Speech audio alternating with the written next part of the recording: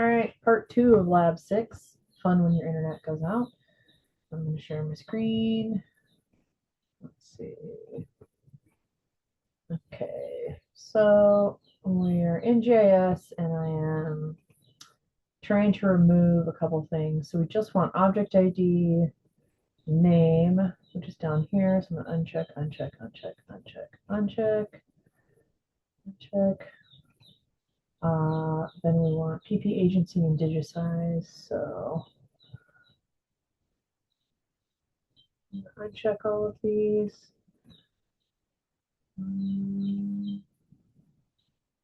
Just want regular agency, so I'm unchecking. Right? PP agency and digisize. So I'm going to go up from digisize so I don't mess it up. Okay, and what's the last one? Shape length and shape area. So all the way down to shape length and shape area. It's a lot of clicking. Okay, we leave those two on there. Remember to save within the table save, not just the big save. I can't remember what I mean. This is it right here. Close the fields view. Now your table should look much smaller. Double check that you have the right things in there. Object name, PP agency, digitize, shape, length, area. Cool. So now we're going to create a new attribute table called is public land. A new attribute. Oh, just a new attribute. So just a new field. We're going to create a new field. Whether it's public land or not. All right. So again, you go back in here. We do fields. We go to the bottom and see all those things are still there. We're going to click a new one. We're going to call it is public land. No spaces in this part. It's going to be a number. So we should probably make this long, short, float. Let's see, float, sure. It's not going to be numeric. Don't worry about this stuff. Okay, save. Let's go back. If you're not sure about that stuff, you just look it up. Okay. So what's the most appropriate data type? You can look up this number or this answer. Doesn't necessarily mean the one I chose. Obviously, right? Float is not one of the answers. I did that on purpose. So you have to figure out which one is correct. You're going to save your changes, and now we're going to set the value for 1 for any public land polygons. The reason you're doing this is because you're coding it. You're basically coding your attribute table. So now we have one of these. So how do we do that, right? You calculate public land. We're going to calculate field. We're going to do, let's see, PP agency is public land. So how do we figure that out? Okay, well, we're going to have to figure out how to do that. So let's see. All of the public land. Oh, they're all 1. Okay. So they're all 1. So let's see. We can just do public land equal to 1. Apply. Oh, does that work? No, it doesn't, right? So how do we do this? Think about it. How do we make it all be a 1 in here? Take a second. Maybe look back at your previous labs. Think about it. So hopefully you are figuring this out. I think so, right? Cool. Okay. Okay, so you calculated that, you saved it. Now what's next? Let's see, let's go ahead and look at our manual. Okay, so we want to clip the public lands data using the Winooski River Basin dataset as the clip feature and name it WRB public land. All right, so this is our public land. If you have a tool open, remember you have to close it, open it back up. We want this to be public land and we want to clip it to We have to look this up. Winooski River Basin. Remember, I have a weird thing in here. So make sure you remember which one it is, and we're going to name it WRB Public Land. Let's see. Score public land. Right. So we're clipping public land to the Winooski River Basin, and we're double checking that this isn't the buffer, right? No, we're not using the buffer, we're just using the regular Winooski one. Okay, I'm going to run it. So now you're going to see public land within that area if you did it right. Okay, click save.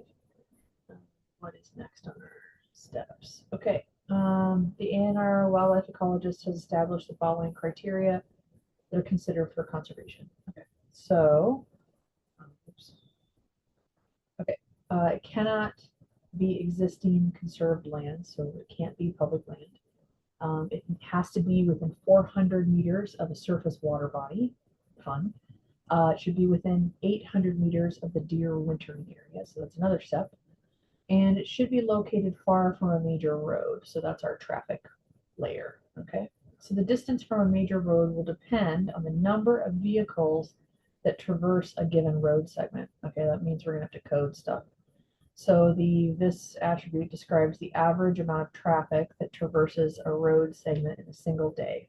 So here's the hint. To complete the analysis, you will use many of the geoprocessing tools that we discussed in lecture, as well as our previous labs, including buffer, union, select by attributes, and select by location. Okay, so as you can see, there's a bunch of stuff in here, right? So when you get a question like this, I want you to stop and think about it. What is it that I need? I'm just clicking save. And then what is it that I have, right? So it can't be on conserved land. Okay, fine. It has to be within 400 meters of a water body. Well, I gotta, put some water in there, right? It should be within 800 meters of a deer wintering site. So I haven't done that one yet. And it has to be far from a major road, which is the WRB traffic. And the distance from that road depends on the coding. So we're gonna have to figure out like how many things. So first, we have to buffer the features of the wintering areas, water, and roads. Unfortunately, we're going to have to figure this out. The size of the current map units, which is the polygons within each feature class, are too big. So a query across the data using select by location will produce like weird results. So you can't just use that. There's large blocks of lands that result from this type of selection, and they don't work for the conservation area. And really, a lot of times the whole polygon, right, isn't going to work. So you'll have to break the polygons of the data sets into smaller polygons using the union geoprocessing tool. Once you combine the 3 buffer layers with the public lands layer, then you can query for specific blocks of land that meet the criteria. All right. So we're going to go through the next steps, and there's a little bit less instruction. Okay, so step 1, you're going to create a 400-meter buffer around the surface water bodies. Make sure to dissolve the parameter, okay, and name it surface water bodies 400-meter buffer. Then you're going to, put in the deer wintering areas and do an 800-meter buffer there. Again, don't forget to dissolve and name it this deer wintering areas. After you've derived the buffer regions for both water and the deer, you're going to create a new attribute field within the surface water bodies and within the deer wintering called water and deer, respectively. So water for water and deer for deer, okay? These should have a short integer data type, and once the new attribute field has been added to each table, you're going to update the value for all records to 1 in both of those data sets. It's a lot like what we just coded for the public land data, okay, is public land, right? Adding these fields and assigning all of the polygons of 1, it's going to be easier when you do your selections later in lab, okay? So you can zoom to the spatial extent of the 5-kilometer buffer. You can arrange the data so the surface water bodies is up on top. Want it to be up on top of the deer wintering area. You're going to include the Winooski River Basin 5-kilometer buffer feature class that we made in the map. Okay, You can also change your symbology around to see how it goes. And then you can turn the visibility of the other data off so that you just see the sections that you want. So when you're doing all these things, you're going to think about the symbology and the drawing order choices, meaning which one goes on top so that you can see, okay?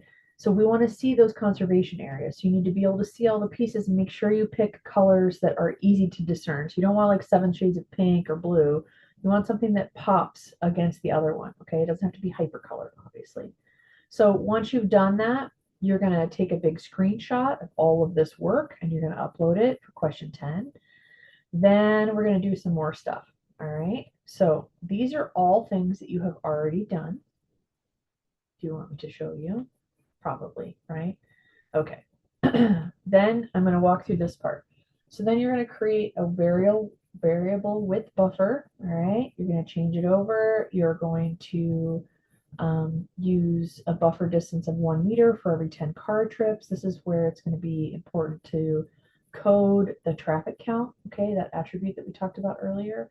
You're going to fill up those integers. You're going to create a new feature class based on the buffer distance. Okay. We're going to use the dissolve tool again. You're going to run the buffer tool again after you have the parameters. So you're going through each of these steps. So geoprocessing is a lot. Okay. It's very tedious. So if you need to take a minute and think about it or take a break, that's okay. All right. Once we're done with this, you're going to combine all those layers so that we can see which one is common to the wintering areas with the buffer, the surface water with the buffer, and then we're going to call this Deer Water Intersect. All right. This is where you want to think about which overlay tool should you use to find the features that are common to both layers. All right. We discussed this during lecture. You can always look it up. Okay. You're going to add a new attribute to the Deer Water Intersect table, call it land OK. Just use a short integer data type and set it to 1 for all the features. Again, the reason we're doing this is so that it'll be easier for you down the road. Then you're going to be able to answer these questions. And then we're going to keep narrowing things down. All right. So I know this is a lot. It's a big lab, but I'm not going to walk you through every single step because you've done all of this already. So you can walk through and do all of these things, and then you're going to make a map that looks like this. So, you know, your original map over here has the Winooski River Basin. There's Vermont Basins. We don't want that one, right? So you can make your pop-out map to look like that. This is your extent map, basically. Okay, you're going to make sure that your name is on it. You're going to put the date on it. And then your analysis map or your conserved lands map should look similar to this. And if you see, we're already halfway there, right? So just with the steps that we've done already, you have the roads, you have the lands, now you need to do like the wintering areas and the deer areas and the water. You're going to create a new layer. You can do it. These are all tools that you've used already. Okay, so good luck. You can do it.